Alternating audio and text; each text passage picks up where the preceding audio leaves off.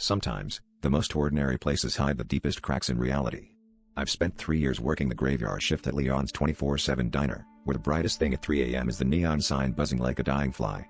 Last Tuesday, just after the regulars had shuffled out, a man in a faded hoodie slid into booth 9. He ordered nothing but black coffee, eyes hidden behind mirrored sunglasses even though it was still pitch black outside.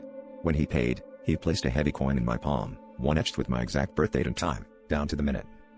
At first, I thought it was an elaborate prank. The night shift is slow, and sometimes the cooks get creative.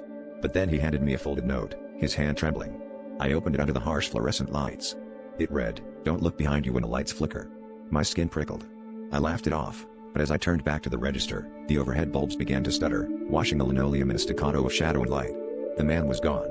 His coffee sat untouched, steam curling upward, impossibly cold to the touch. I tried to shake off the fear, but every time the lights flickered, I felt a pressure behind me, like someone standing far too close. My reflection in the pie case glass didn't match my movements, lagging just a second behind, eyes wide with terror. The coin burned cold in my pocket. I called out for my co-worker, but the only answer was the hum of the freezer and a faint scraping sound, like fingernails on tile, coming from behind the counter. In a panic, I finally turned around, disobeying the warning. The light snapped off completely. I glimpsed, just for a heartbeat, my own face, bloated, grinning, eyes black and endless, staring back at me from the shadows behind the counter.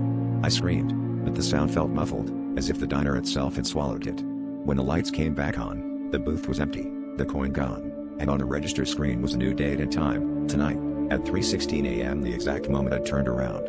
Now, every time the lights flicker, I wonder if it's already too late.